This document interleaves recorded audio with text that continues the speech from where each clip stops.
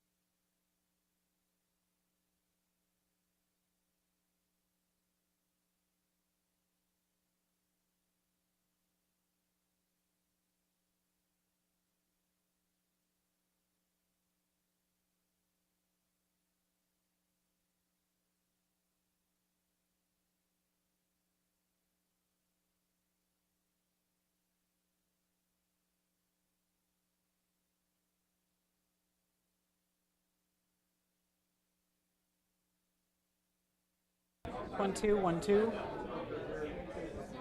3, 4. Mr. Z, he's currently occupied to see what our meter's doing. Got a clip here for you. Let's start that right there. There you are.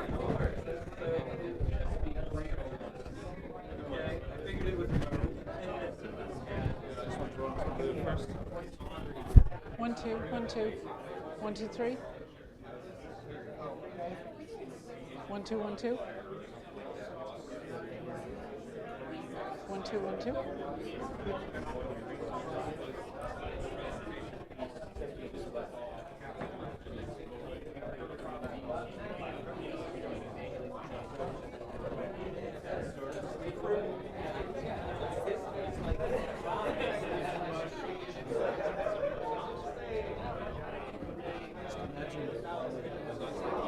Oh, Jesus. Do you want to make? I'll be absolutely legging it then.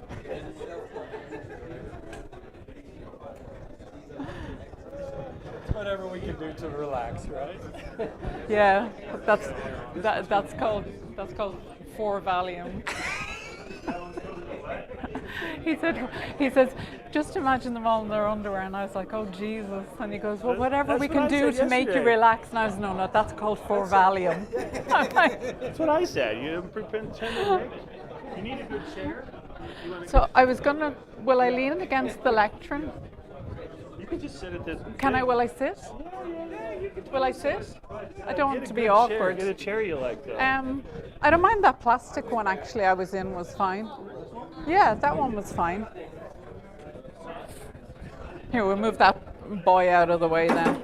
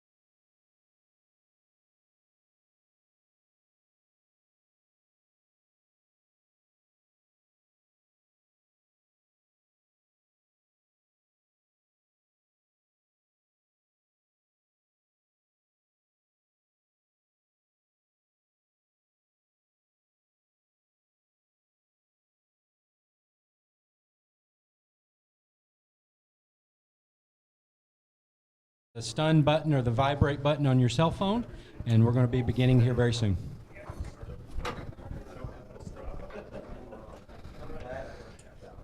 Okay. Don't forget to introduce.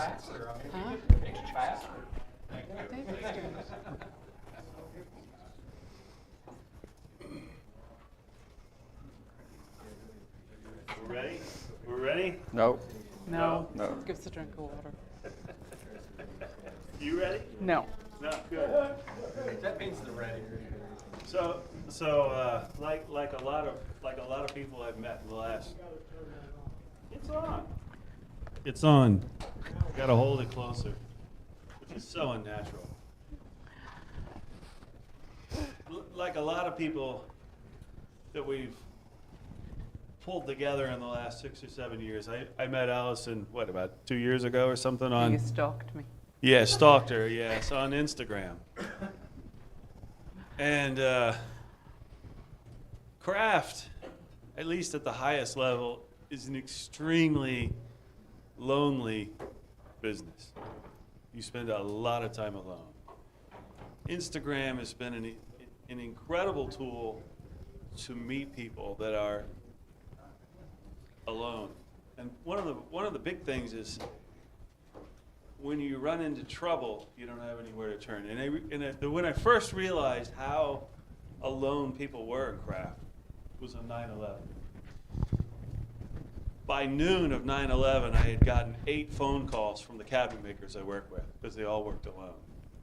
And I remember walking into my wife and saying, I might as well quit for the day because I'm going to get nothing done. Because when that happened, they had no one to talk to. Their spouses were at work or whatever. And I can't imagine me being someone that you would want to talk to in such a moment. But you got to talk to somebody, and I was available. Instagram has been an effective and wonderful tool of doing that. And as you've seen last night, we're bringing in Irish people and Vikings. And the world Also is truly, We baked the truly Vikings. getting smaller and flatter as a result.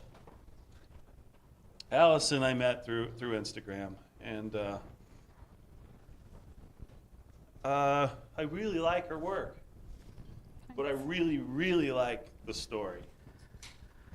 And I was going to read a poem about Phil this morning, but Bob Evans held me up. And it's plain to see my God is my belly, and I wasn't going to skip breakfast. So anyway, I'm going to read a poem. It reminded me of what she does here. Carl Sandburg's poem, Fellow Citizens. I drank musty ale at the Illinois Athletic Club with a millionaire manufacturer of Green River butter one night, and his face had the shining light of an old-time Quaker. He spoke of a beautiful daughter, and I knew he had peace and a happiness up his sleeve somewhere. Then I heard Jim Kirch make a speech at the Advertising Association of the Trade Resources of South America. And the way he lighted a 3 for a nickel stogie and cocked it at an angle regardless of the manners of our best people, I knew he had a clutch on real happiness, even though some of the reporters on the newspaper say he is the living double of Jack London's Seawolf. In the mayor's office, the mayor himself told me he was happy, though it is a hard job to satisfy all the office seekers and eat all the dinners he is asked to eat. Down in Gilpin Place, near Hull House, was a man with his jaw wrapped for a bad toothache. And he had it all over the butter millionaire, Jim Kirch, and the mayor when it came to happiness. He is a maker of accordions and guitars, and not only makes them from start to finish, but he plays them after he makes them. And he had a guitar of mahogany with a walnut bottom. He offered for $7.50 if I wanted it, and another just like it, only smaller, for $6. Though he never mentioned the price till I asked him, and he stated the price in a sorry way, as though the music and the make of the instrument count for 1,000,000 times more than the price of the money. And I thought he had real soul, and he knew a lot about God. There was light in his eyes, there's light in his eyes of one who has conquered sorrow, insofar as sorrow is conquerable or worth conquering. Anyway, he is the only Chicago citizen I was jealous of that day. He played a dance they play in some parts of Italy where the harvest of grapes is over and the wine presses are ready for work. Alison, Moriarty, and Mike, thank you for coming. Thank you. Thank you. Thank you. Hi, everybody. Sorry if I'm nervous. So, will take me from go back to the old page. So yeah, from watchmaker to enamel dial maker. Tomorrow we're going to talk about the enamel dial making. So we'll just start off with education. That's where we all start. And I'm not from a horological background. My first word wasn't watch. And my parents were nurses, and honestly, like, I was 16, 17 leaving high school, and I had no idea what I wanted to do, but not many teenagers at that age really know what they want to do.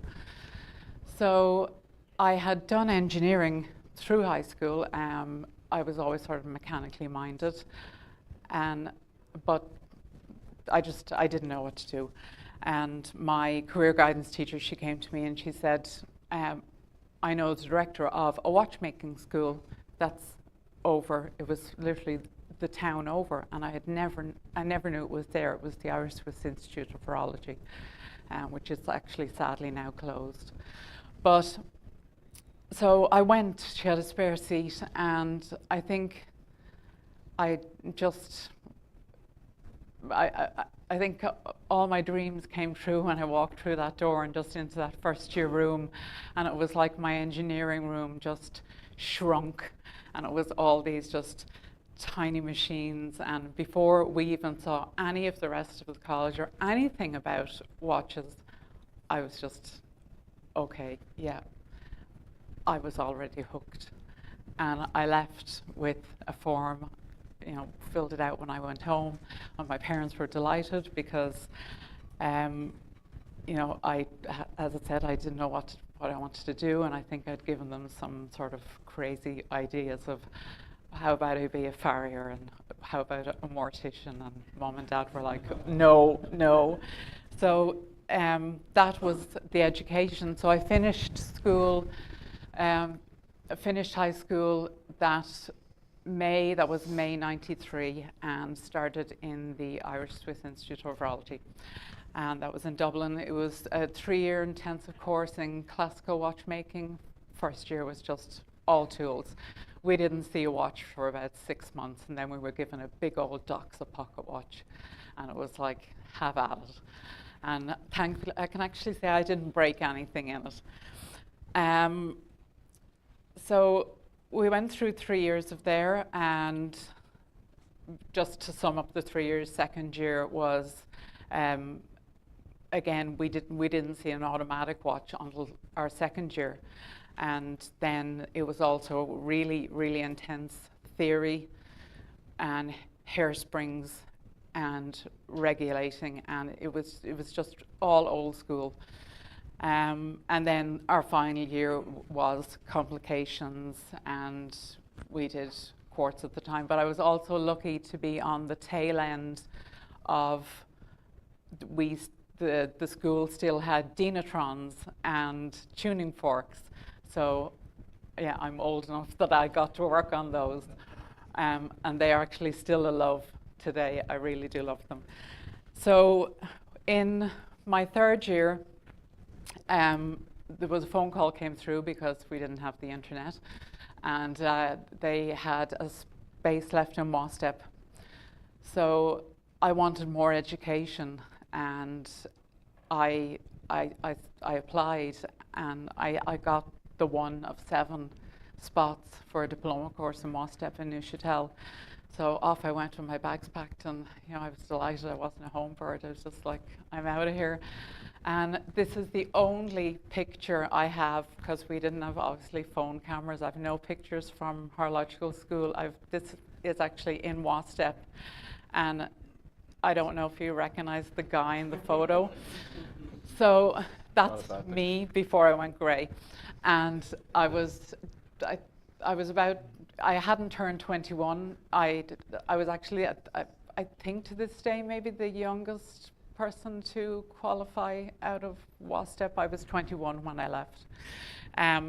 So yeah, I was actually working on a repair watch, because the school made us do repairs of labor and for free. And I just thought it was my teacher, and it was like, oh, what are you doing here and here, there? I can't even tell you what the conversation was about until I sort of looked up. And I didn't put up the second photo, but it was just, it was like a deer in headlights.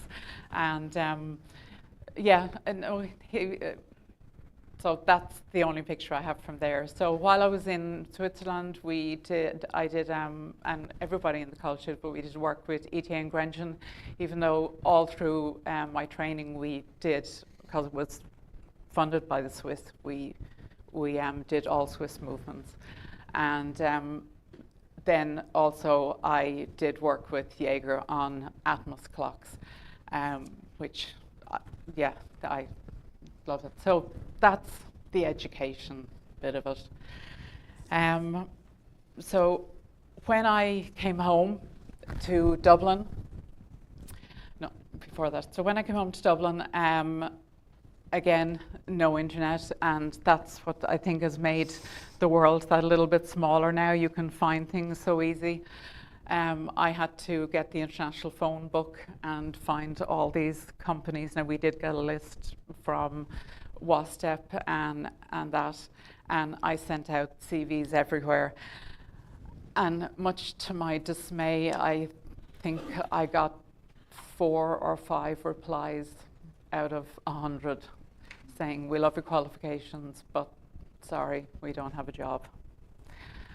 So about 6 months went by, and a job came up in Dublin, in the largest jewellers in Dublin, for a watchmaker's position. So I was absolutely ecstatic. And I was 22. And I went in, did the interview, got the job, turned up at the start of the next week, literally with all my tools in hand, because I had made them all, I still had them, and had brought them to Switzerland and back. And there was no bench job. They said, oh, we're just having a problem with the workshop at the moment, and they slid me into intake of repairs, intake of jewellery repairs, and I ended up being a liaison between the service department, as they called it, for intake with customers, and the watchmakers. So push came to shove, and basically I never got the bench job. They didn't want me in the workshop. But while I was in Weirs, and I'm always one to make the best out of a bad situation, as we know as time went on, they had an amazing gemologist, valuer there, and from taking in pieces and that, he noticed that I also had a keen eye and a keen interest in gemology, and so he took me under his wing, and while I was there he taught me everything I knew, and I went as far in gemology, but I couldn't actually afford, because my wages were horrendous, to take the exams with the British Gemological Institute in London. So that was that. But about 2 years into that, I met Mike, and so Mike is from, as I said, grew up outside Dublin. Mike's from the west of Ireland, and so Galway, so he was living there. And I went down to him after I met him, and I was like, I had had enough in Dublin. I knew I was never going to get to the bench, and I had basically shelved my dream. So while I was there meeting Mike, I got a job in another jeweller's, and I knew that the job I went for that time was sales, high-end watch sales, jewellery sales, and that's what I stayed in for years. So what are we next? So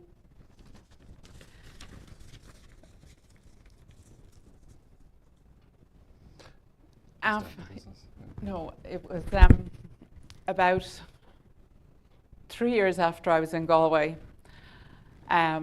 I actually got replies and job offers from those CVs or resumes that I had sent out all those years prior. And they were job offers from Tiffany's for their workshop, from Cartier, and from Rolex. But they were London and New York, and I didn't know if Mike could move, so I didn't tell him I got the job offers, and I stayed in Galway. I had job offers in New York at the time, and I never took them, and I never said it to Alison, so it's kind of a... So as Runa put it yesterday, he goes, you could have been a trendy Manhattan couple. Instead, we're living in a field in West Clare. So yeah, it's sort of just that the way life goes. But look, Mike then, he opened his own business, Mike's QS. It's completely different. So I went into re-education. So we have the next. So I went into re-education, and because I had done business in school, so I redid business and accounting, and I did all of Mike's company's stuff. But unfortunately, and I'll address the elephant in the room, and I didn't really talk about this until this year, in 2011, I became severely ill, and they didn't actually know what was wrong with me. And I spent a considerable amount of time in hospital. So I ended up in a wheelchair, and it came about that basically my autoimmune system is eating my skeletal system and everything attached to it. So I had my first spinal surgery in 2016, and that got me out of the wheelchair. So, and I was a super outdoorsy person before this, so I always was just like, I just wanted to keep going. So yeah, we come to the home workshop, and this came about as because of Mike. People thought COVID was a long period of time when they were stuck indoors. Alison at this stage was 10 years at home, confined. So to give her some looking forward part, I encouraged her to go back into watchmaking. I built workshops. I thought therapy on this would work very well, and it did. It was extremely therapeutic. Watchmakers know, I'm not a watchmaker. I know very little about watchmaking, only what I've gleaned. But what I do see is once you get working on the watch, everything else is gone. You totally zone in on it, and this really helps extremely well with illness. So as I said, Mike sort of really pushed me out of my comfort zone. He said it's so much nicer. I just called him a cattle prod. So yeah, we basically, this is in my house. It's up on the second, third floor. They put me in the attic, and basically there's a very small stairs. The deal was if she could get up the stairs, she could work. She couldn't get up the stairs, she couldn't work. Yeah. So it was an incentive that if she was well enough to go up the stairs, she was able to work, and she wouldn't force herself to try and do that. But I did. I often crawled up those stairs. Yeah. So what I started to do was I said to Mike, I was very apprehensive. I had, been out of watchmaking for a considerable length of time, and I was worried that my dexterity might have been gone, or I would have forgotten just fundamental things. But believe it or not, I actually still have all my theory notes from college, and so that was 30 years ago, so I still have them. So yeah, I basically I started doing restorations, and so I started doing restorations of what is my sort of favorite era, and that's mid 20th century Omegas. So you're starting with your 30Ts and going into your 5X series. Ladies Omegas, I just try and block them out because I have flashbacks to school where we had to make hairsprings. We did a lot of work on hairsprings from scratch. But I can do them if I'm pushed.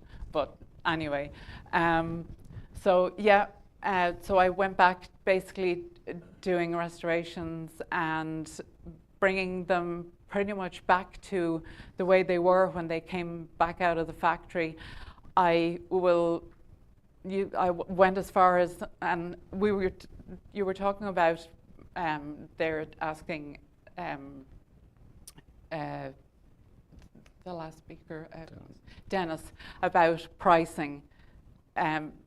you can't really sort of, I think when you're restoring something and you open it and there's like glue on everything and you know, like what do you put on it? And then you don't add your time, but you're just enjoying, you know, making this right, and in between giving out about everything, and you know, and I found with these particular watches, the movements they get completely raped and torn apart, and they do. And you know, I found that when I was restoring them, that you know, they've had the wrong balances in, the wrong balance wheels in, the wrong rotors, the wrong screws. So I would just like remake screws. These are screws I would have remade. I did them old school on a really, really old German lathe, and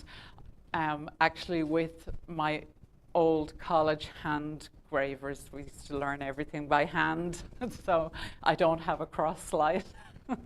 And then black polish by hand. I have one of the old rotor polishers. Do you know those ones? I didn't put a picture up of it. I didn't really take a lot of pictures when I was doing restoration because I didn't actually have a social media account for the watch stuff at the time. It was just the odd few ones that I took because I was like, ooh, it's all nice now. And so when I went doing this, I was just back in my happy place. And as Mike said, everything else is white noise. I had no aspirations whatsoever to go down the route of trying to bring about and create a watch brand. That just was not in my mind. So that came about by a conversation with Mike one evening. If you go to the slide. So, enamel dial making and learning a new craft for creating a skill. We're going to talk about that tomorrow. So, with my watch, everything else was designed around this conversation that I had with Mike about Mike commenting on how nice enamel dials were, and me basically saying, yeah. You know. I get the blame all the time. And then Mike saying, oh, wouldn't it be lovely to have an enamel dial watch? And I was saying, well, yeah, either put your hand really deeply in your pocket, or I'll just buy an old French watch and fix it for you, and off you go.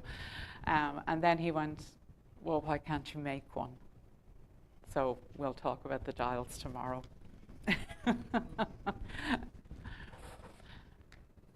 So next was from the conversation, and I was like, well, you can't just make one.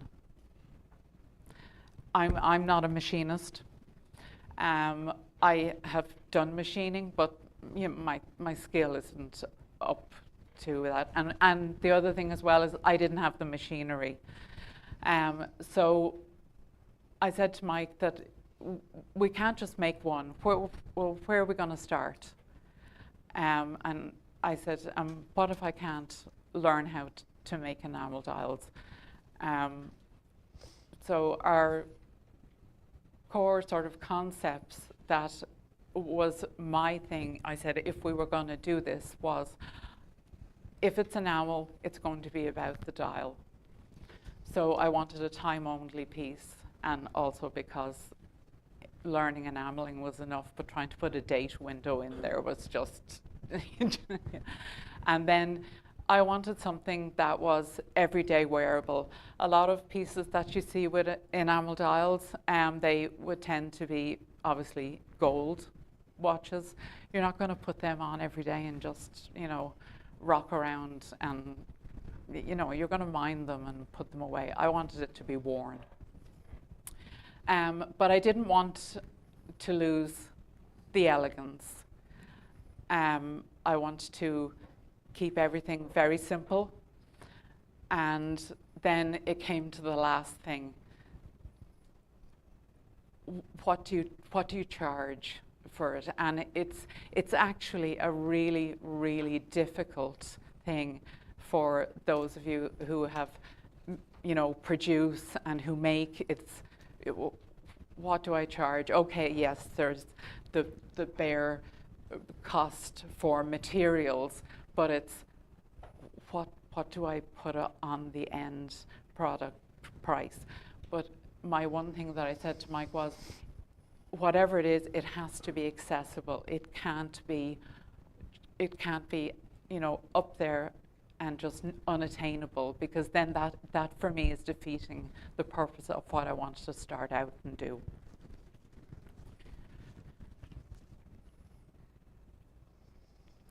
Yeah, so then we came to design, production and development, and the headache began.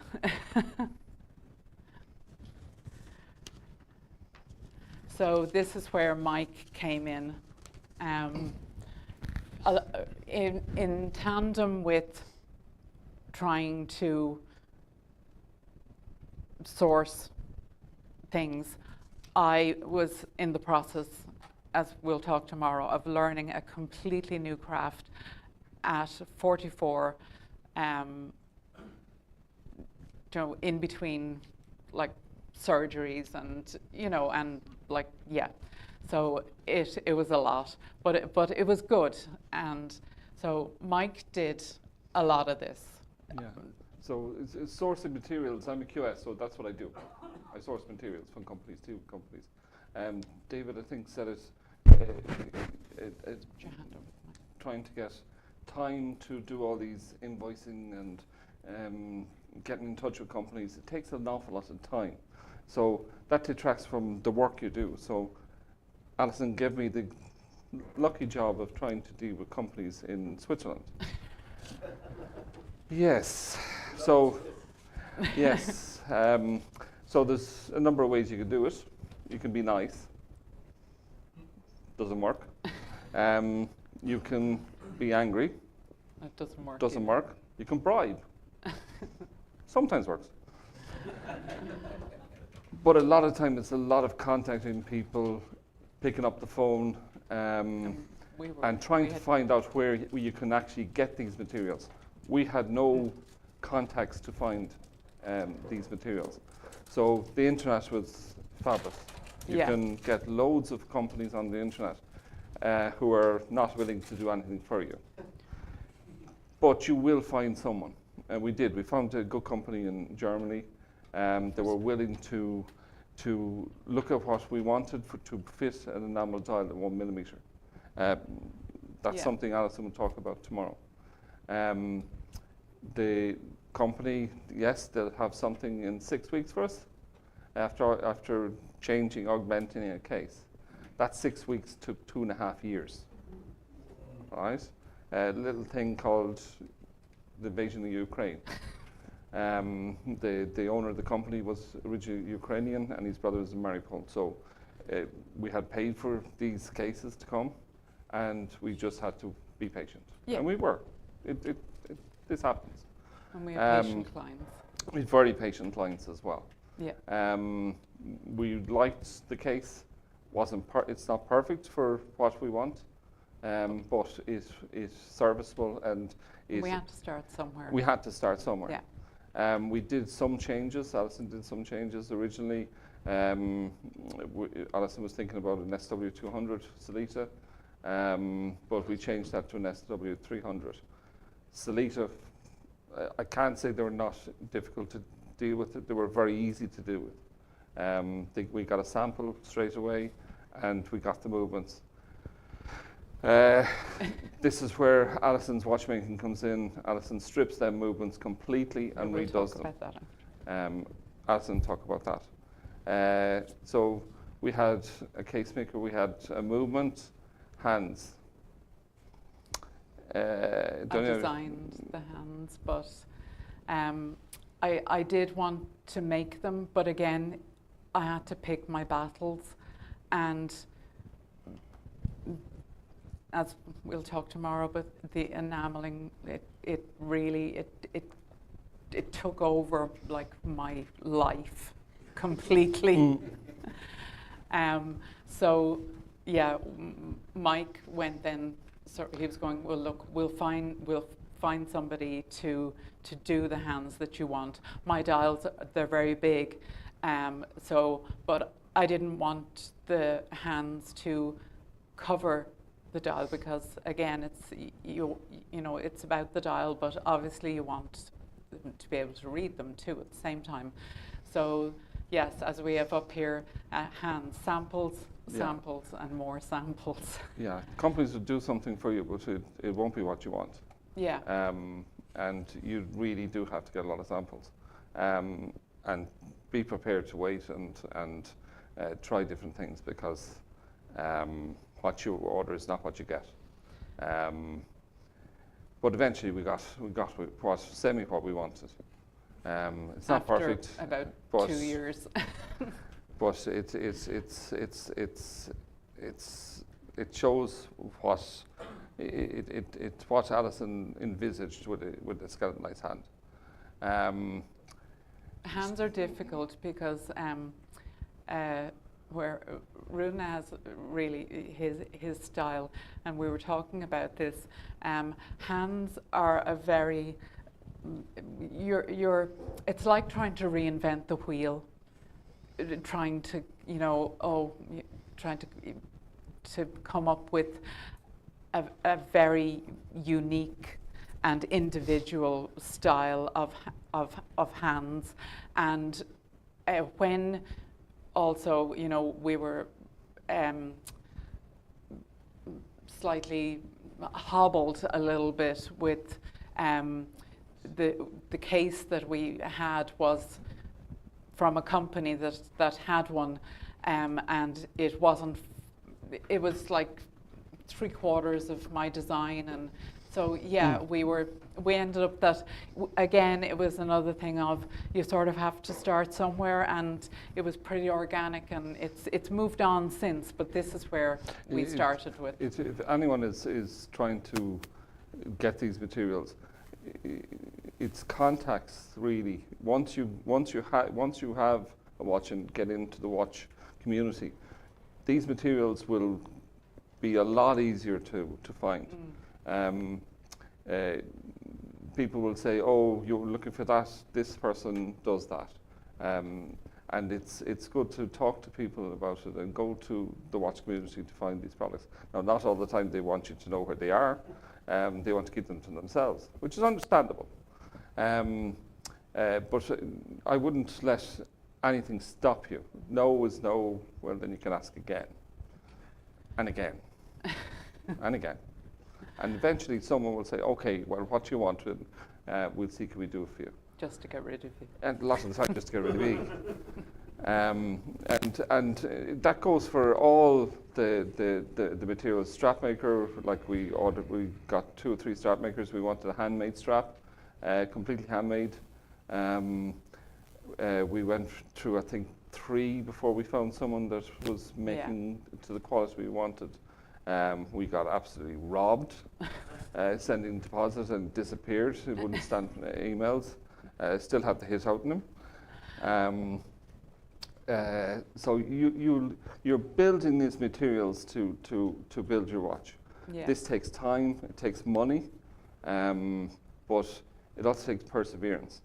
Then we got on to dial printing. Dennis, the expert there. I'm not going to say damn all about that because he's going to have a thing tomorrow. I'd say a small bit later on, but still in therapy, as he said, it's very, very difficult, even with the products you have, to do everything with the printing. It was very difficult to get the machinery. It took us years. We looked for years for a decent manual machine. Yeah. I got a semi-automatic machine from Schmid. He broke my dials. Yes, I broke the dials. Yeah. And that was a learning curve and it was Yeah. still now and now. It took me 6 months to redo that one dial. I was very popular. In the meantime, Mike went looking for a manual machine. So I just said, can't do this. I went to Schmidt directly and I asked them would they build one for me, which they did. And it did take time to do. And it was very funny. I sent a lot of emails and that, and they're quite slow to come back to me and stuff. So one day I just picked up the phone and I said, "This is Moriarty Watches. Alison." I went, "Yes." So there was all this stigma with women and watchmaking and stuff. So I said, "Yes, no problem." A lovely woman called Mary France, and I don't think she still knows that. You know. So when She still sends me chocolates. when with the any order. machine came, she sent him chocolates. Yeah. So and the machine is fabulous. It is really micro. It'll get, like you're saying about printing every single time in the one print. It will. It'll print every single time in the same place. You just have to set it up, and it takes time to that setting up. So Then boxes and stuff. It's just again. we were just- lucky. We got lucky. We got a box, and it was so. Through our strap maker, he knew someone that had handmade boxes, so we were lucky in that sense. We got a box. The one thing we got lucky with. Yeah. So the- that's all the materials. Then you still had to. Yeah. So this is what we ended up with. The movement that I use is an SW300 time only. Why I have reworked is because I'm not saying anything about Celita. People get them, they'll put them straight into their watches and they go out the door. I think, they have, I've read on some websites and that the timing deviation plus minus 10 to 20 seconds, and I nearly fell off the chair. It was like, what? So I was like, no. I was like, this, I was like, I know this movement and I know it can do it. So I strip it right back. I don't do any decoration to it. It comes decorated and that. But what I do to it is, and if I have to, I will repoise. But so the play is always, well, first of all, it's over-oiled. It's just drowning in oil. So cleaning instantly.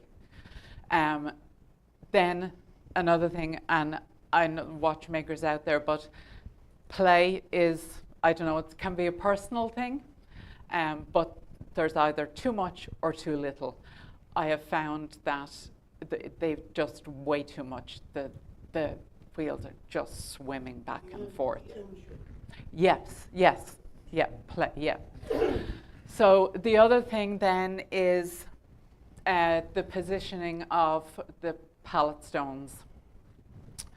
At the time we only commissioned 20 cases. That's why it was difficult to find a case maker, because I didn't want to commit because I was having to learn. I didn't know if I could make a dial. She was scared. I was really, petrified.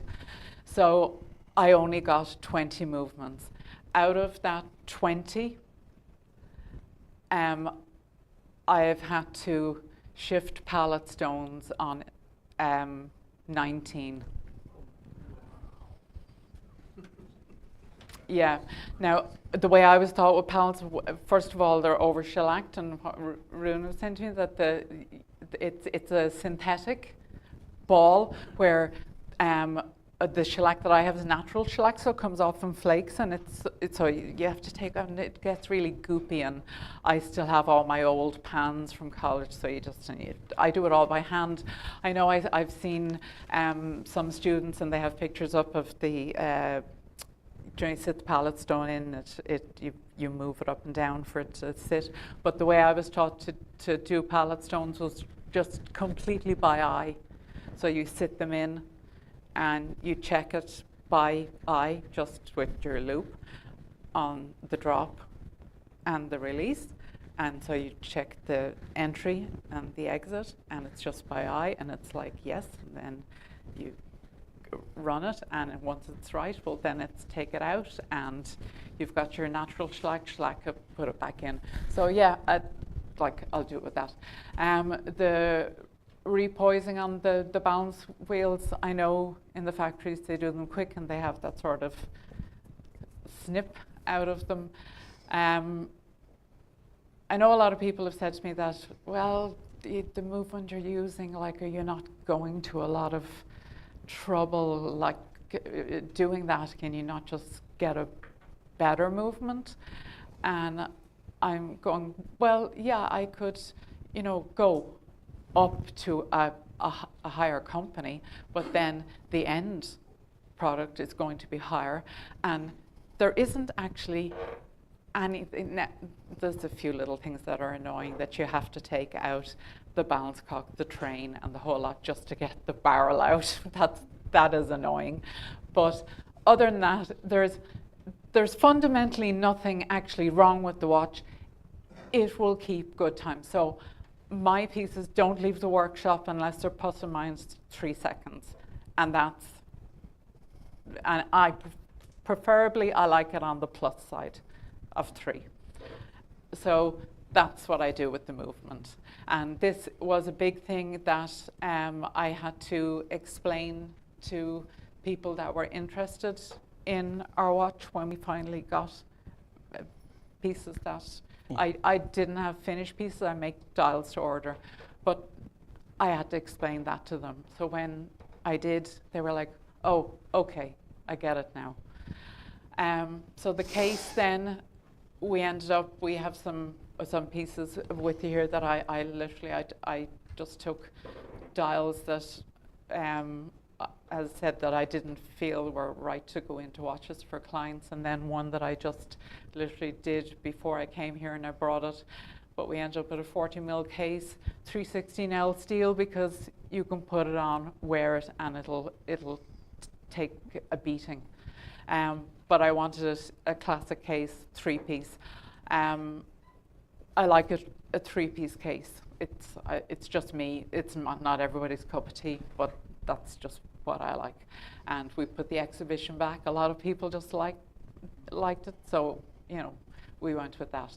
The elongated lance hands, skeletonized again. As I said, I wasn't trying to reinvent the wheel, but it suited the size of the dial and the watch. And then the straps, the natural high-quality material, which are actually Horween leather, unless the client wants something different. So then we have...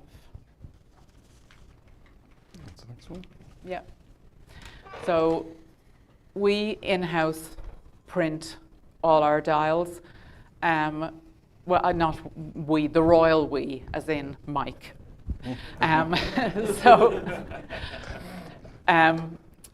When you guys were talking about... I had black hair when I started this.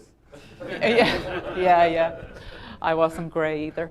So you guys talking about Home Depot. So we have like a home store and more. And so we figured out that the standard sort of, as I said, the silicone pads were too hard. We couldn't use them. So we use natural bovine gelatin, and we make all our own pads to fit whatever design is being printed. So it's a different pad is used for the name, it's a different pad used for a different typeset of the different cleaches. If a client then wants a particular cleat, we will get it done. But as Dennis was saying, oftentimes the picture that you send, it doesn't translate to the dial, and it's an expensive process. The learning on this, as Dennis said, it's very difficult. There's no information out there at all about it. That drawer with all that materials, most of it is useless. Can't use it. The inks don't work. They were guaranteed they would work from the companies. They just want to sell the product. I got inks from a company called KD. They recommended I take a print in Switzerland. Grand for automatic machines, they're printing other stuff, but for watch dials, no. We eventually got Burlak ink through SMID. They after 5 years send them emails and try to get in touch with them. My friend Mary France, have you got a contact? Yeah, no problem. Give you contact Carol. 3 weeks later, I had inks. So that shows what contacts can do. If you get a referral, you get what you need. It's just getting there, you know, and that's the journey as much as it's a heartache. As I sort of say, I'm a procrastinator, where Mike is a just do it type of guy, and I sometimes felt like we were really pulling our hair out and what have we done, and the kids' college fund was gone, you know. It's like, and we were taking 3 steps forward and 10 back, and I just we were lucky in one sense that Tekka did send us to KD, but they do make good cliches. Yeah. And when they get them right. Yeah, when they get them right. The ink transfer is very good. Burlak ink, I know I was talking to Dennis there for his ink. Burlak ink is very good. It transfers lovely. Compared to the other inks, that's why my hair is grey. They just don't work. The traditional printing was done with gelatin pads. We went to Switzerland, met a lovely girl over there in 2023, and she gave me a crash course on printing. Mike a few hours in with her, and I could print dials. I was a disaster. Mike actually took to it fantastic. Yeah. It's like the gelatin is lovely to work with. Use baby powder on it so it doesn't distort the surface of the ink. There's all but it's like Dan says, it takes time you just have to do it till you get it right, and that's hours and hours and hours and hours. And then you'll do something. I'll try this and I'll try this. A lot of the time it doesn't work, and then you break a dial, and then you're in trouble. But then you try something and it works really well. And then like the mica is fantastic. You get gold mica, mix it in with gold ink, and you get this lovely powder print on the dial, which is really fantastic. It looks really well. Same with silver. And I'm going to try a lot of the stuff Dennis is going to tell me tomorrow. So what I was saying about, sorry, I don't want to cut into Mike, but what I was saying, you guys dancing about Home Depot and going around against stuff, but Mike ended up going to Home Store and More because he was trying to find the right shapes to make these gelatin pads.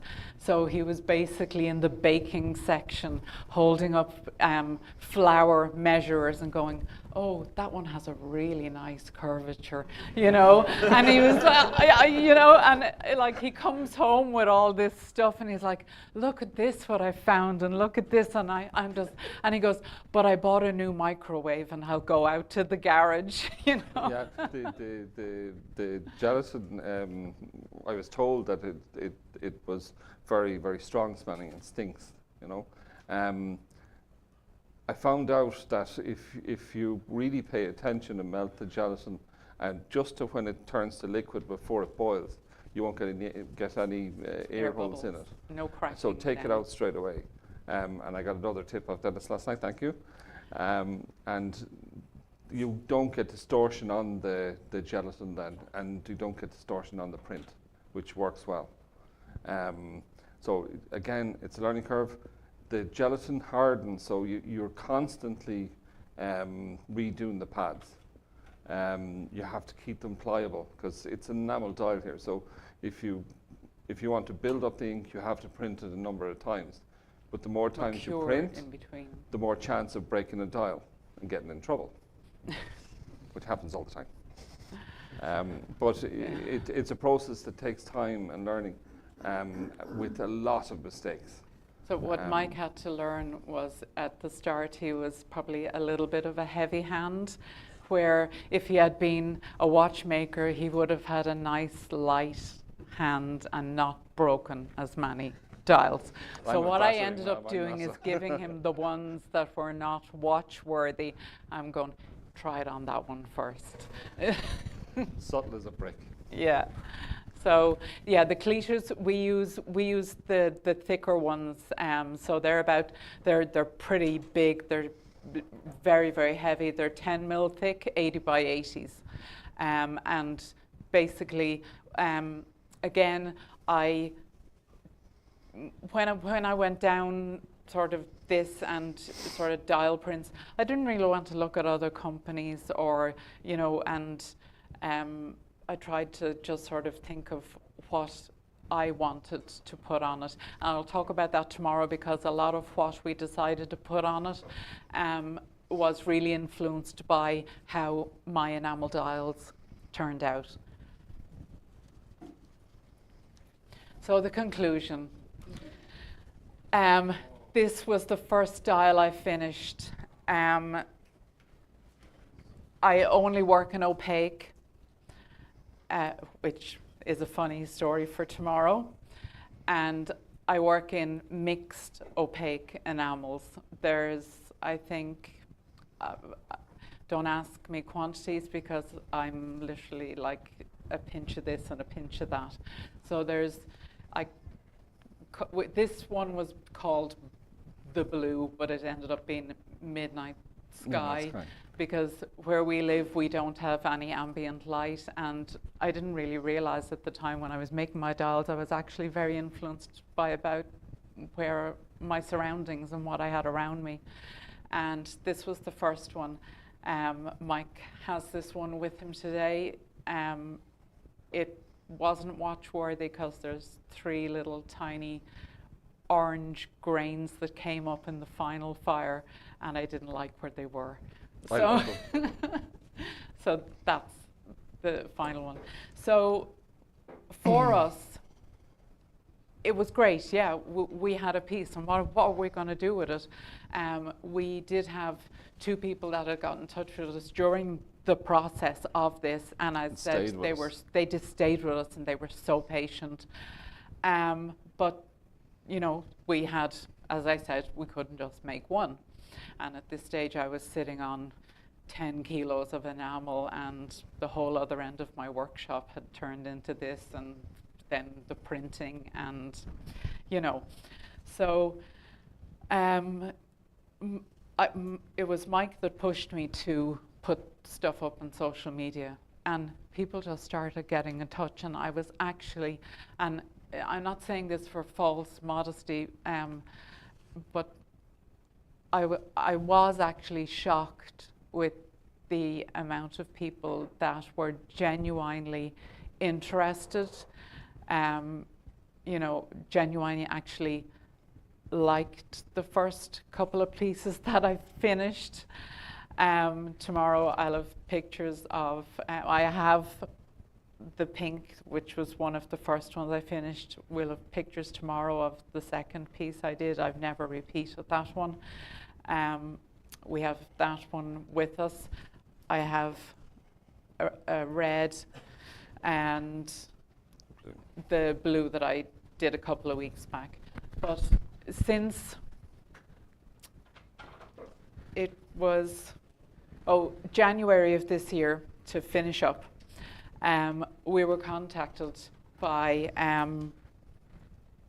the guys that, as Rune was saying, the International Festival of Time in Waterford, and they had said to me, Alison, like, will you show with us?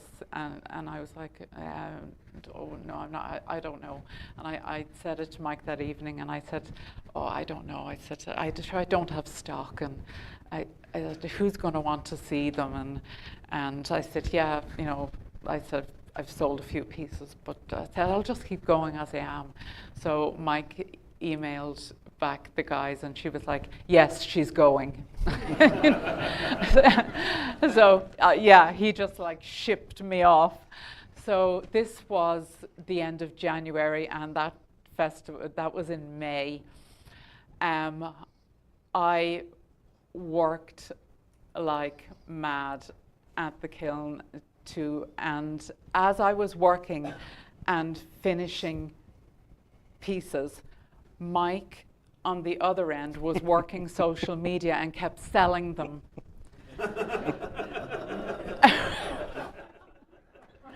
So it ended up, I was like, I don't have a second one of that. And he goes, no, that guy's going to come to Waterford, and so he's going to wait. And I was like, oh, okay. And he goes, but the guy for that Hibernia isn't going to wait, so I'm sorry, you're going to have to make another one. I could have strangled him. So out of the 5 watches that I brought there, I had to make 4 other dials along with stripping all the movements, because coinciding with only making, I only make 1 dial at a time. I don't batch fire the same color. It's 1 dial. I deal with 1 client. These are the 5 watches that went down to Waterford. Actually, one. No, the Aegean did. Did it? No, they're the ones that went to Waterford. You can go back to the other picture as well, and they're ones that I finished this year, and I just have the pink. The rest are gone, and then the ones we had in Waterford. But social media, the community that I met, I was shocked how I was embraced, and The over encouragement, and the encouragement was there, was fabulous. It was fantastic. Yeah, it like from, I say this to Mike, from having sort of my bubble burst and my dreams that at the time that I felt were like ripped out from under me, to be able then to go through adversity and still keep going and come out the other side and get back to what you actually loved doing in the first place. I think I'm actually pretty lucky. I might be able to walk very fast, so I'm a very bad shoplifter. But when it comes to sitting at a bench, it doesn't matter. That it doesn't come into it. So that's another thing about getting into watchmaking. You know, you don't have to be upwardly mobile. You know, you just need dexterity, and you just need, you know, to get in the zone, and you also have to have, you know, forward thinking and drive. I think David spoke a lot about that, about, you know, drive and having the will to wanting something. And I think if you want something bad enough, anything's possible. And that's what I ended up with. That was the Dark Times. Oh, this, yeah, another thing that happened this year, sorry, I'm going over on time, but another thing that happened, it was around the time that David asked me to come here, and I was sort of going hum and hawing about it. The article went into the international version of the New York Times, and that was one of the pieces from that. So that was another bit of a pinch me moment, and it was, yeah, it was very, very strange, really, really strange. And then coming here, I think my first answer was no. And your second answer too? And you were like, I'll get you. Yeah, Mike did the same thing. She goes, no, she's coming. And David, we were messaging back and forth, and yeah, David was like, no, you're going to come. And I'm like, no, I'm not going to come. And Mike's like messaging behind my back going, yeah, no, she is. Don't mind what she's saying. So, yeah, she would give the reasons why she wasn't the right person, and so that's exactly why you are the right I'm like, person. nobody's going to want to hear this, you know. So that's my sort of horological story and how I got to where I am with that. Tomorrow, we're going to cover the enamel dial making, mind-bending rabbit hole that is enamel dial making, and yeah, that'll So be. we actually have about 20 minutes, give or take, Oh, because my watch is 10 do minutes we? off every day. Okay. Questions? Yeah. So questions then. So let me Yeah? go first, because Okay. usually I wait till the end, but there are some things that resonate. Like when you started, and this is kind of an important point. When you started making your watch, you wanted it to be a Viking watch and a reflection of you and Denmark's heritage. You wanted your watch to reflect. You had, not specific, but you had very close parameters what your watch was going to be. And it came out distinct. And your watch, really, there's really nothing like it on the market. It's nothing like it. It's distinct. But you had, beginning of this thing, you had a parameter. You wanted a daily wearer. Yeah. And there were, what were there, 3 or 4 parameters you had? Yeah. And you had a clear direction. That is so important. So important when you're going to make something. You've got to know where you're going. And then nothing stops you. And one of the other things was... Except a few spinal surgeries, but you know. Well, Small things. Small that's things. why I read the poem about the guy's mouth Yeah. being wrapped from a toothache. Yeah. When he's showing his guitar, the toothache's gone. Yeah. There's no moaning and groaning. It's No. just climbing up those stairs. Yep. Crawling up the stairs. But, you know, you spent the kids' college money. My kids never had any hope of any college money. And my daughter had to pay her way through college making clocks. And the clocks actually got her $20,000 in scholarship money. Brilliant. But the thing, I distinctly remember when I was designing and developing accessories for the Rose engine, I was spending the grocery money on components. Okay. And I remember especially one that was a straight line chuck for it. I finished it at 3 in the morning. I didn't finish it, but I proofed it. I had the prototype functioning and proofed it at 3 in the morning. And I had absolutely no way to pay the invoice. I had 30 days to figure it out. I mean, literally spent money I didn't have. I had to do it. Yeah. So driven, I had to do it. Yeah. You know. Yeah, and we got to a point that it was, we're here. There's no going back. There's no going back. No. And No. there's no compromises. And No. no going back. And you could have taken some strap. You didn't take some strap. No.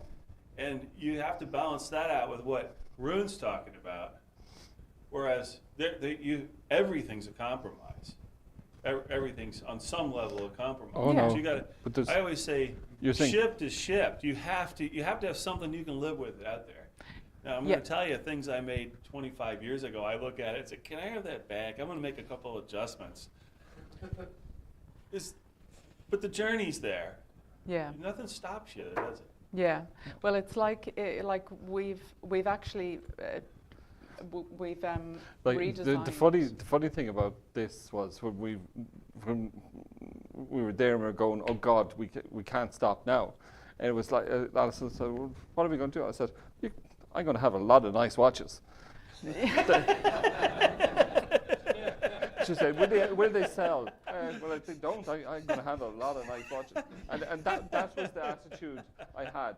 This really brought Alison back into... I was the opposite. I started crying.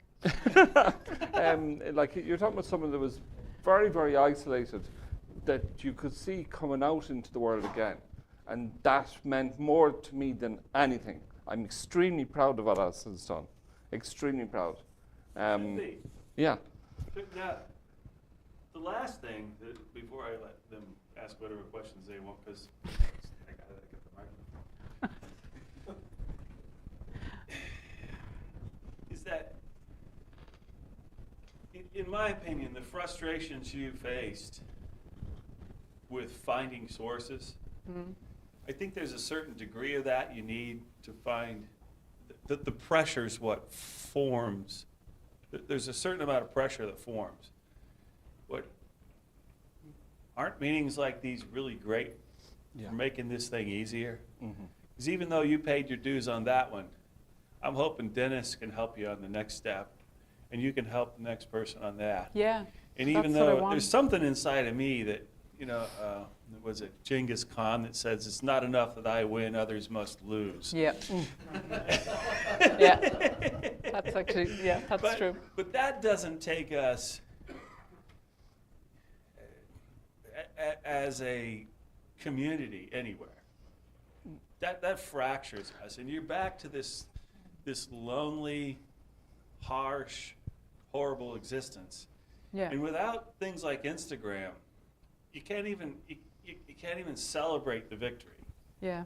And I don't mean you have to splash every victory on Instagram, but at least you can shoot a picture to somebody across the world and say,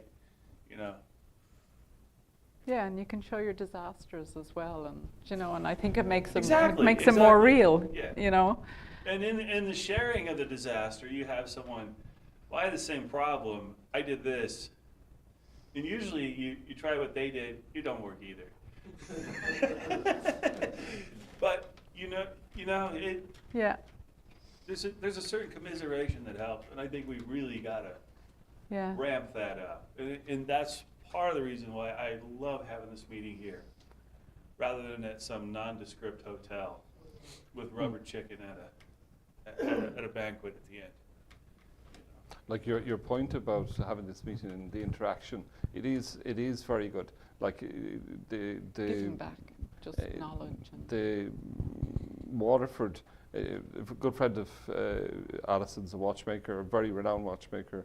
We were chatting, and he asked me about he was having trouble getting straps, and I gave him my strap maker, and he uses him now, and another company that he knows. So it's building these interactions to the company now that makes the straps. They're gone downhill, terrible. They just make they're making so much for everyone else now. He's built up because he's getting these orders, but you can still pick up the phone and say, look, this is not right. yeah, which Okay, is, what do I need to do? yeah, And that's what you want to hear. He'll come back with what you want. yeah, I remember back about 2000, I was 30 years old, and I was at a point where I could focus more on restoration work or more on manufacturing. My heart and soul was in manufacturing, but I love restoration. yeah. Just that thing at the end you had was perfect. And I remember distinctly, one of my best customers didn't share my name for Okay. restoration. And, I had a good friend that worked with him and stuff. He's like, yeah. And I said, what? A few years later, he's like, he didn't share your name very much. I'm like, but you know what that actually did to him? Because he didn't want to compromise his delivery, so to speak. He said, but you know what it did to him? Is it pushed me, because I didn't want to work on the mundane. For whatever reason, there's something really wrong with me, but I could not work on the mundane. And the good stuff doesn't pay very well in comparison. Usually it's painful. I couldn't stand house calls. I took jobs no one wanted, and there's a reason no one wanted them. They were much smarter than me. And like, yeah, when you were young. Well, it took me a lot more years to figure this out. Okay, and I was up in the middle of nowhere, and Yeah. these things came to me. But he didn't share my name, so what happened to him was I swung the direction of manufacturing, and it made the situation worse for him. If he'd have shared my name, I would have been, because I had to travel 3 hours to get anywhere that decent clocks were. So I would have been making more deliveries, it would have been more convenient, and he would have actually helped himself by spreading my name. And people cut their throats this way. You live in your little tower, but you don't have the army. You're just alone. You're going to starve to death in your tower if they surround you. Yeah. You need community. Yeah. Yeah. You know? Yeah. I'm glad you decided to come. Yeah. I didn't take no for an answer, though. No, either. you didn't actually, so I didn't really have a choice. All right. The rest of us are glad that you came as well. I think some other people have questions and Yeah, comments took as up- well. Great. They got Mr. 10 more Lindo, minutes. so let me pass the mic around here, please. Yeah, so I have a couple questions. Do you have a belay automatic balance poisoning machine tool? The belay poisoning tool. It's got a horizontal shaft and a horizontal spindle and ruby jaws with a vibrating Oh, yeah. motor on it, and then you Yeah, can. the poising tool, the old school poising tool Yeah. with the, yeah. I think it's a belay. Do you have one of those? I don't know the manufacturer name, but yeah, I've had it since college. It's what I learned on when we had to make like balance hours and your balance wheels and poise them yourself. So I still have the same one. So yeah, I use the same one. It's the motorized one. Yeah, it's just basic, simple. You just, it's got its little spirit level on it, and No. just do it by hand Do with it. just a piece of a brush. I'm Yeah, talking brush. one that it drills the underside of the balance rim. Oh no, I do it by hand. And, well, it saves you a ton of time if you got one. It vibrates Okay. the balance to the heavy spot, and then you can drill with the sub spindle into the side, and I can poise a Rolex balance in 5 minutes or less, and it'll come out nearly perfect. It's a factory tool. I think they Okay. used them at La Cultra. It's called a belay, I think, BELLA or something. Okay, Um, write that down. Next question that I had was, have you tried using the fixture putty so you don't crack dials?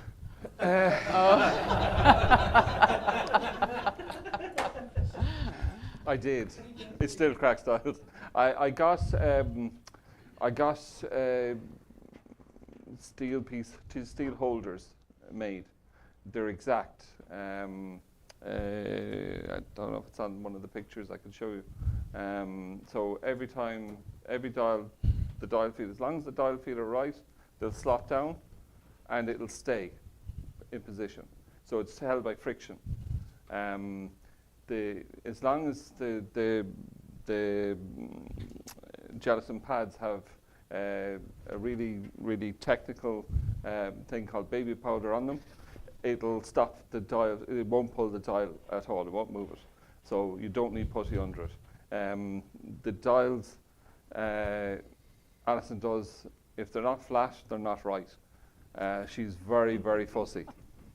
Very, very fussy. That's the Yeah. problem that The I three always dots had. in the 3 dots in that blue dial, good luck finding them. So every time they're slotted in, a lot of the time I'd break a dial because I've probably printed it too many times, and a lot of the time it's only under a microscope you'll see it. Yeah. So you won't see it by eye. I use Yeah. a camera over it sometimes. You will not see it with the eyeglass. Yeah. You need a microscope. We've actually only found the cracks again before a piece will leave, and before, as I said, that's why I like the 3-piece case, and I check every square millimeter on the dial under a microscope, and that is how And small when it's cracked, it's a good job a she can't run. hairline is in it. You can't I'm see them faster. by eye. But yeah, then the dial is, that's it. Yeah. I won't use it.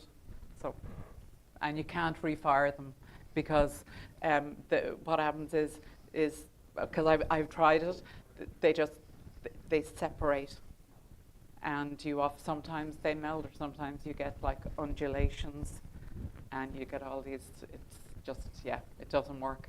So if there's any, it doesn't matter whether it's you know, a millimeter or 5 millimeters or all the way through the center line, you can't fix them after that. You have to just start again. Saying that, I hadn't probably broken a dial in a year, except for the one 2 weeks before we came here.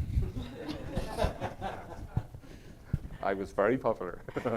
I stopped breaking dials, the enamel dials, when I started using the right Yeah. fixture putty, and you won't break a dial with it. It's going And to be a it's- really Yeah, hard, that's the it's a name of hard that putty one. when it hardens, Yeah. but it does have a tiny bit of give, but it forms to any of the marks underneath the dial. So it forms perfect impression of the dial.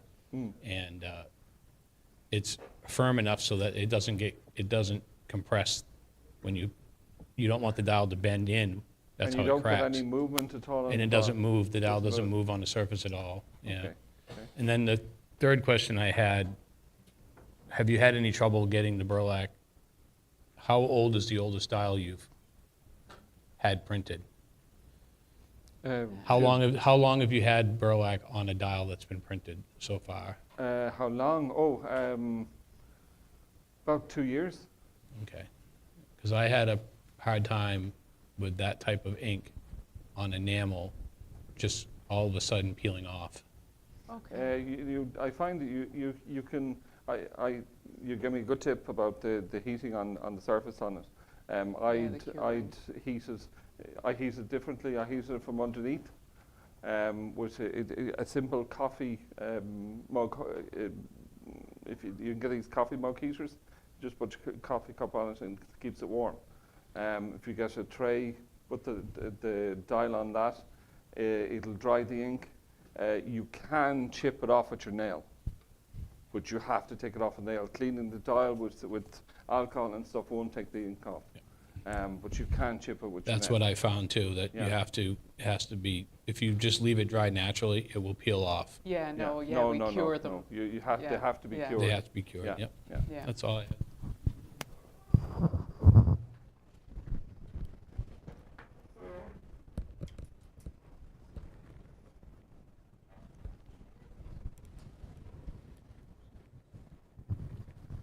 First of all, thank you so much for coming. I'm really enjoying this talk. I'm okay. so grateful that Thank you you. decided to make the trip over here.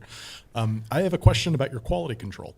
Okay. I love that you've taken a Salida, stripped it down, reworked it to get it to your standard. It's Yeah. awesome from a perspective of an independent that you get to set your own quality acceptance criteria Yeah. based on what you want to present to the public. Yeah. And I can see the value in those exercises and in that work. I can see the dedication and the passion to getting it to where you want it. How do you sell or market it to the average watch collector that maybe doesn't understand the in-depth that you go into this? We get contacted by people, and first of all, obviously it's the dial draws them in, and then I'm the sales guy. yeah, then we Right. get then when it comes to the movement, I think it's about the the dial. clients. Yeah, it's about the dial, but with regards to the movement and any of the people that have been, oh, it's a Salida, you know, and I explain to them what I do with it. And then not sort of being blunt with them, but it's like it's up to them, you know. Then if they want to go with a piece, I deal with like one person at a time, one client. I'll make one dial. I'll strip one movement at a time. I don't have them all stripped out and waiting to be done. And the clients that I have ended up with, they just get it, you know, and they're the ones that have gone on to buy. I've actually a couple of clients that have come back on multiples. What I didn't say was that I've actually designed a new case, and my dial thickness is changing. I'll say about that tomorrow, the ups and downs. And I have clients that are going to say, yeah, I'm waiting for the new case and I want this color, and this color. And they're like, and The promotion on the watches all around the enamel dials. The watchmaking has taken a back step to them. but they also had to entrust in, what I'm able to do. And that if I went with a higher movement, I'm, as David said, like I had set to my certain parameters, and this, and I wanted accessible, because there aren't a lot of enamel dials out there that somebody is going to talk to just you and make a dial just for you in the color that you want. And I'll source that color, and it could take me 6 months. The red I've on, it took me 4 years to develop it. And I'll do that for you. And I'm not going to make it any. I'm not going to make it any more expensive. That's what I wanted to do. So does that answer? You think? Yeah. Okay, so my question is that I can hear that the focus really is on the dial, and that's what brings attention Yes. to your piece. So when someone wants to contract you for one of those pieces, do you even bother to explain to them that you have taken this movement and you have stripped it down and you've reconditioned it as such? Yeah, I do. You do? Yeah, I do. To Yeah. let them know that Yes, the movement, absolutely. as well as the case and the dial. Because for me, I was a watchmaker before I was an enamelist. I've self-taught enameling, but as I said, I was a watchmaker first, and I wanted the watch to perform as good as the dial performs. So then you do explain this Yes. to the people as Yeah. part of the presentation to them Yes. of the piece. Yeah. We try to be as fully transparent, even though I use opaque enamels.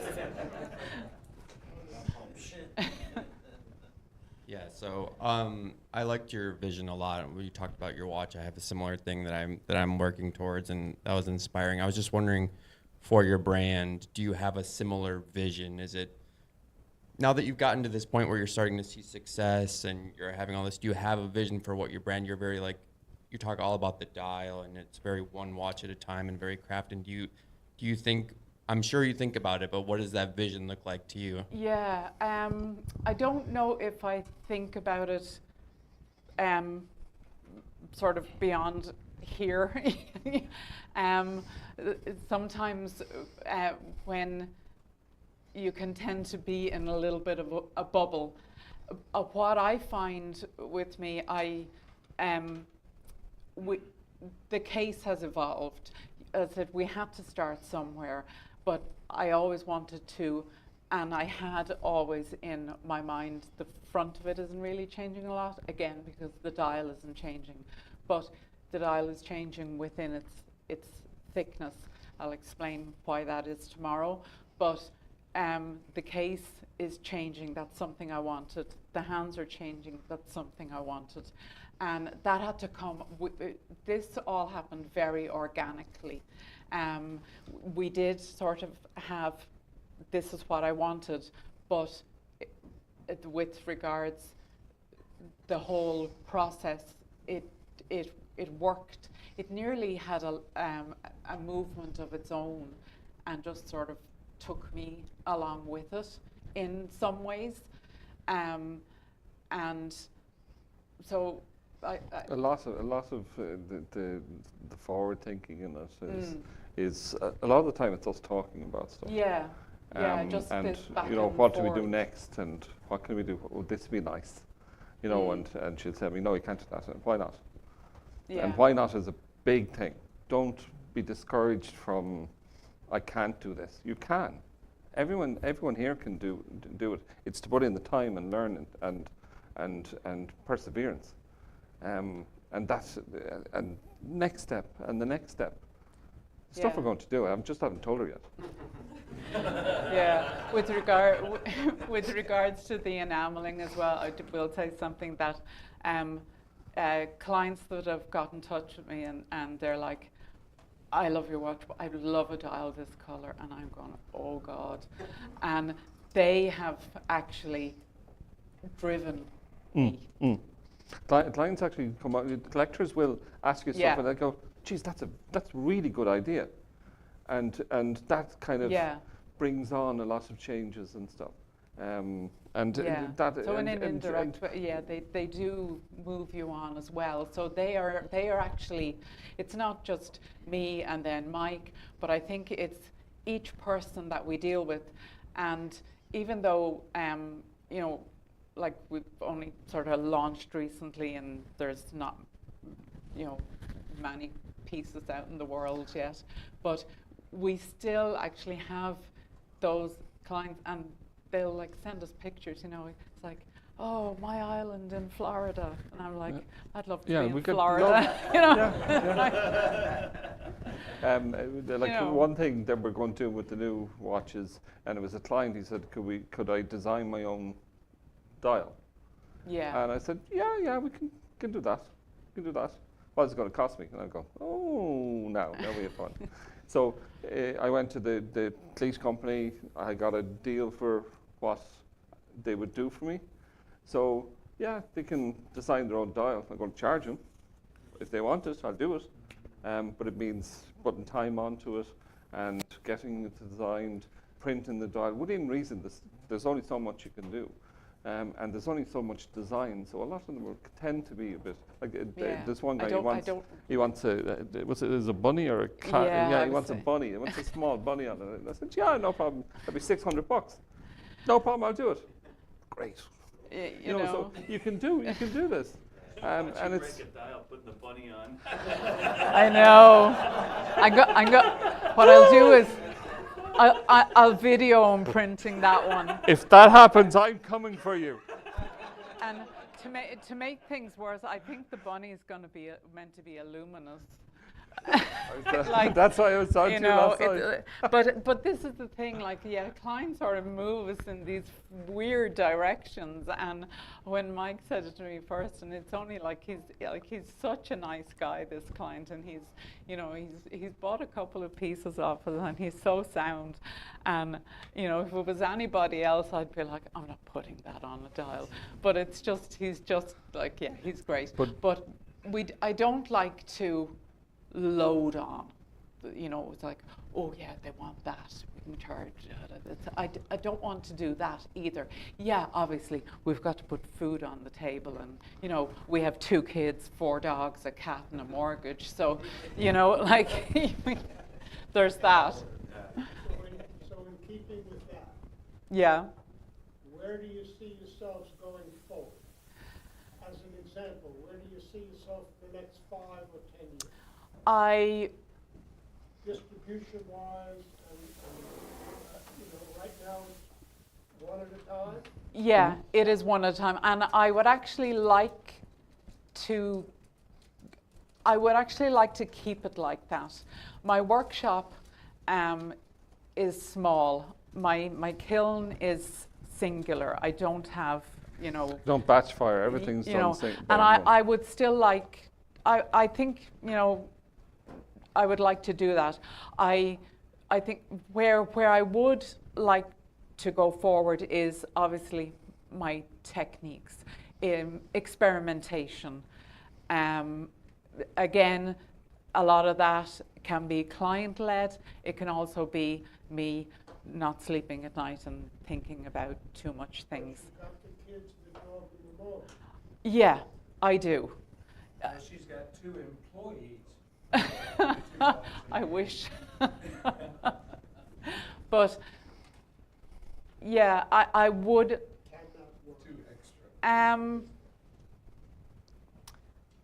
I hope it. I hope it works. Everything is it's like since Waterford, the public response has been amazing. The amount of people that have approached us. Alison will only be able to make a certain amount of watches. Her health, we don't want to push her health, so she will do what she can do, and that's it. And we could have 10 clients, 100 clients, 1,000 clients. It'll still be what she's able to do. We'll never push Alison to do any more than that. And quality control. If you try and make more pieces than you can, you end up losing quality on them. You're not being as particular. You're staying up 18 hours a day trying to do work, and you're getting tired, and everything goes down. Do what you can and keep it up. Then your clients will always come back to you. You'll always have clients. Your quality goes down, your clients will dwindle, and you'll be lost. And that's not everything, you know. Yeah. The guy that makes one watch or, you know, 2, 3. Exactly. You know, Most like a lot of companies tend to build and branch out, get more employees in. They're training them employees, so someone's going to get a watch that's done by a guy that's only in the door, and it's not up to the quality of the master. So we're never going to build. Alison, she's very insular. She doesn't even let me in the workshop. I go up at 8 o'clock at night to print. So it's the only time I'm allowed to go up at, you know. But You get the last that's word, where we are. right? So yeah, I just Anyone want else, to. or? Yeah. I love your model. I think it's great. Thank you. Thank you. Thank you. I just want to say thanks for everybody for sitting through that. I hope it wasn't severely painful. And you'll have to listen to me again tomorrow.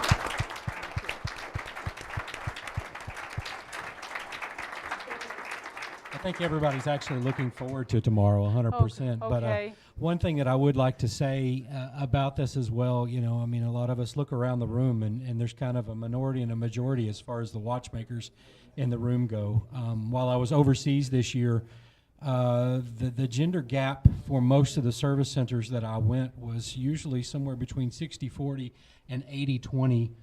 Bias toward females working in the workshops overseas, which is absolutely phenomenal. So we're kind of on YouTube right now, so lots of people are going to see this. I'd like to Yeah. encourage the ladies to look at watchmaking as a career path, because they whip our butts when it comes to hairspring work and all kinds of other things. So Yeah. there's a challenge there to those of you in watchmaking schools right now. But it's absolutely a phenomenal career path, and I love what you've done. So thank you so very much. Thank you. Thank you. And thank you all. Those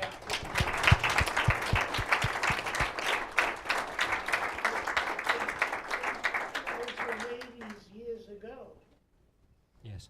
who did the, what do you call it, the glowing stuff? Oh, the Radium Girls. Those are the ones we got. That's right. Yeah. Only women on this part. Absolutely. Didn't let men do it. Thank you, guys. Thank you so much. Yes. Thank you.